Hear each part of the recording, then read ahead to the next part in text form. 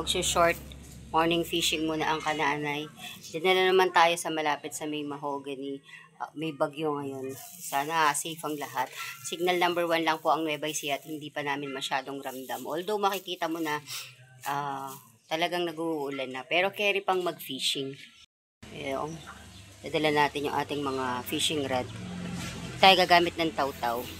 Baon na rin tayo ng plastic to protect our cellphone kung biglang malakas ang ulan. Okay guys, touchdown, Mahogany. Ayan, kaya tinawag nating Mahogany yung spot dahil punong-puno ng mahogany. Andito na yung mga kaibigan natin. Malayo pa pagka nakita mo yung motor, alam mo na kung sino eh.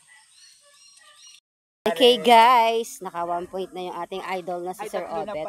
Ay, 3 na, ganon. O sige, update ko na lang kayo guys. Lumalim tapos gumanda yung kulay ng tubig. Kita nyo, isang araw lang ang pagitan. Kahapon, mababaw yan. Tsaka malinaw. Dahil nakahuli na yung ating Kuya Obet, hinihingal ako. Alam na, may kagat. By the way, naipangako na pala natin yung mahuhuli natin. Ibibigay natin sa ating kaibigan na ilang araw na pong nagkikrave ng sarsyadong tilapia.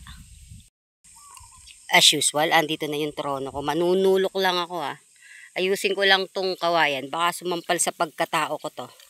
Nararamdaman ko na kinakagat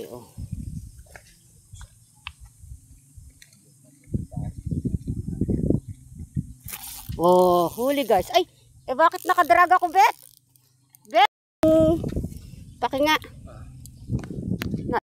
Ramdam mo, andun yung isda, di ba? Kaso nakasabit yung isang taga. Uy! Sabi ko na, ayoko mag-double hook pagka nandyan masabit na nga Pinakisuyo natin po kay Sir Obet. Andun pa isda yun Andun yung isda Sige, lain mo na lang, patiri na lang. Are you sure? Very much. Ayun ang lucky guys. 1-0. Isang desisyon lang pala yung magpapaano good size na po yan guys. Thank you so much sa ating superhero. Hihi! 1 point. Ayan guys, nag-single hook na lang ako. Inayos ko nga pala to kagabi kaya mga naka-open drag. Pinaglilinis ko. Hintik pang makawala. Oo nga Wow! Okay. Lalapastangan tayo ng mga nauna sa spot. Hahabol tayo. Papayag ba tayo? Muna 8:30 ng umaga. Medyo tinanghali tayo dahil sa ulan. Napasarap yung tulog natin. Pero tanghali na pong paglusong yan. Buti na lang, isa lang yung dinatnan natin, hindi puno. Siguro nawalan din sila ng kasi nga mababaw nung isang araw tsaka malinaw. Buti na lang, nasiraan sila ng loob. Pero may isang hindi natinag Uy, maganda talaga yung nagbabaka sakali ka. Nung nakaraan, nagbaka sakali lang ako. Ang ending, nanungkit. Yung kulay green po, nakakaingit naman, kinakagatan. Okay, dumating pa yung isa nating kaibigan guys. Kami yung lagi-laging ditong nagbabaka sakali. Tulad niyan, nagbaka sakali kami. Gumanda bigla ang tubig. Isang araw lang ang pagitan, magdamag lang pala. May nagsisisigaw guys sa gawi dito. Kailangan ma-marites natin yan.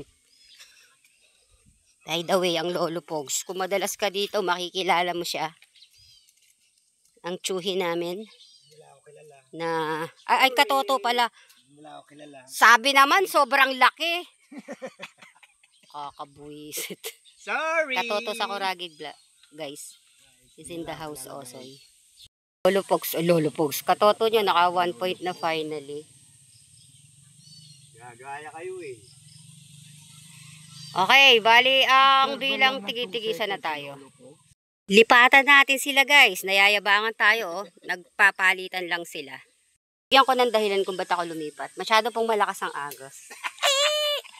Nga pala gusto ko rin magamit itong aking baby padwas. Bibinyagan ko guys. Siyempre pag bininyagan mo, siguraduhin mong makagat. Charot. 1 point. Ay, 2 points pala. Iliwan ko doon yung fishnet ko. Kukunin muna natin guys. Wow. Yung kanina fake news pero ngayon po magandang suka talaga. Kinakagatan yung bunsuan ko Malaki sana para maganda-gandang laruan. Okay guys, finally yung penrod ko nakahuli na yung aking bunso, yung aking laruan. Guys, ang Lolo Pogs kasi hanggang alas 9 lang. 1 hour to 2 hour lang yan. So, isang isda na lang, uuwi na siya. Ako po yung lilipat dyan. Ako po yung lilipat dyan. Inaalam ko na sa iba na ako po ang lilipat dyan. Finally, pangalawang huli ko dito sa nilipatan nating pwesto. Ang ganda ng kulay, oh. Tisay. Ito po talagang gilid na to. Itong kabilang sulok sa kaliwa na to. Ay, sa kanan na to. Matumal talaga yung kagatan dyan. Ang kagatan dito, pag nasa ilalim ka mismo ng, doon sa may gawing agos, doon sa pwesto ni Lolo Pogs. Pero hanggat nandyan pa siya, dito muna. Kasi yan yung kainaman sa tsuhin natin, no? Mayroon siyang oras lang talaga. 1 hour to 2 hour lang yan. So, alam niyo na. Lilipat na tayo. Guys, naka 1 point na tayo doon sa pinalitan natin pwesto. Hindi ko maghawakan ng cellphone ko gawin doon. Diyos ko po, may sliding carry. Ang taba! Pag makagat ang spot, lagi kong hindi dala yung tripod ko. Pag naman dala ko, 0. Wala tuloy magandang shoot. Akala tuloy scripted. Scripted. Real time to, guys. Hindi namin gawaing mang script ng huli. And another one, guys. Hindi na naman natin napakita. Hindi ko one hand Kasi malayo yung bato niyan, eh. Hindi katulad nung nasa sulok lang. Aray ko, pumasok na lahat sa ko yung tibo. And another one, guys. Bago dito pala, nakapag-ahon tayo ng pararock. Pero magandang size na pararock. Taot ko muna yung mga ilan nating kaibigan na nagpunta kinabukasan nung napanood nila na nanunungkit ako ng isda, no. Hindi ko po kasalanan yan, ha. Bigla pong bumawa. O talaga namang makagat nung araw na iyon. Diyos ko, ay na yung madulas. Paano mo hahawakan ang cellphone mo? Baka mamaya, naka 5 kilong isda ka, nalaglag naman yung cellphone mo. Kinakagat, oh. Alam mo yung kagat ng pararak, alam mo yung kagat ng tilapia. Tilapia, ayan, kinaladkad na. Guys, naubara si Katoto. Ang laki na kumakagat, guys. Ang laki. Mamaw.